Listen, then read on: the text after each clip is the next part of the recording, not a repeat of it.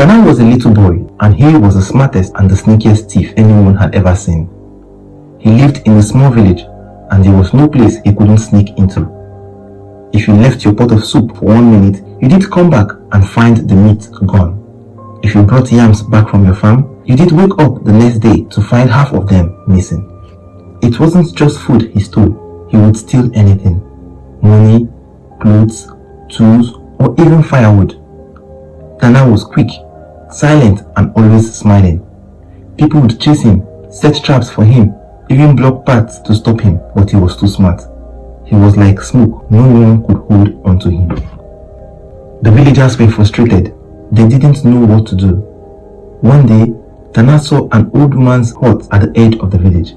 Her name was Mama Ngozi, and she was known to live alone. That old woman must have something valuable hidden in there, Tana thought. So, he sneaked into her hut in the middle of the night. He didn't make a single sound as he rummaged through her things. He found some coins, a bag of dried fish, and even a clay jar filled with honey. Tana thought to himself, "Easy as always," he whispered. He crept out of her hut, feeling proud of himself. But unknown to him, Mama Ngozi was no ordinary woman. She was a witch, and she knew exactly what Tana had done. The next morning, as the sun rose, Mama Ngozi stood outside her hut. She spoke a few strange words, raised her hands to the sky, and whispered, "Let the hands that took what is not theirs feel the weight of their actions." At first, Tana didn't notice anything, but as he went about his day, something strange began to happen.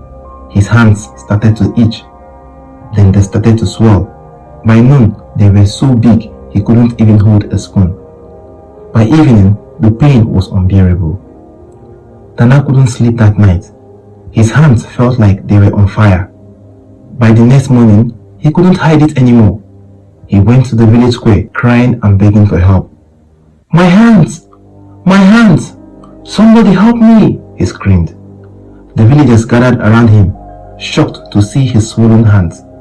Some of them whispered, "This must be the thief. Who else could it be?" Others said, "It's true. He's always been too clever for his own good." Finally, Tana broke down and confessed, "It is me. I am the thief. I stole from the market, the farms, the homes, and Mama Ngozi's hut. I took her coins and her fish.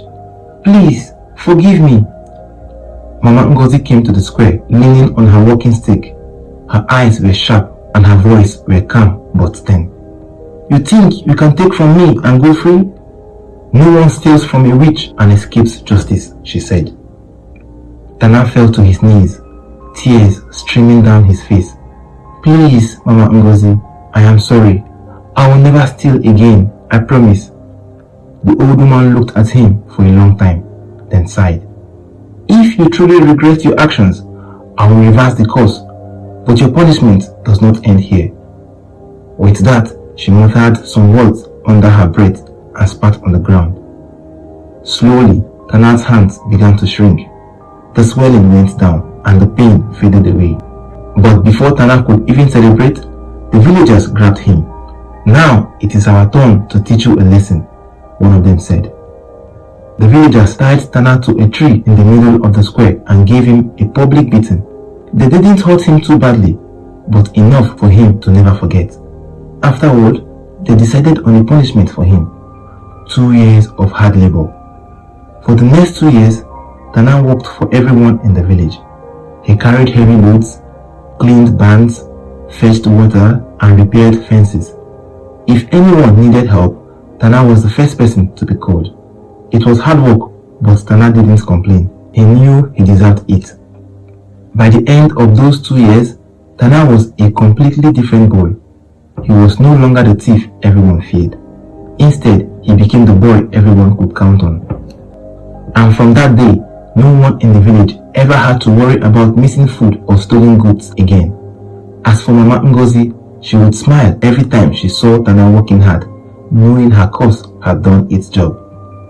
The villagers often told Tana's story to their children. "Stealing might seem clever," they would say, "but it will always catch up to you in the end."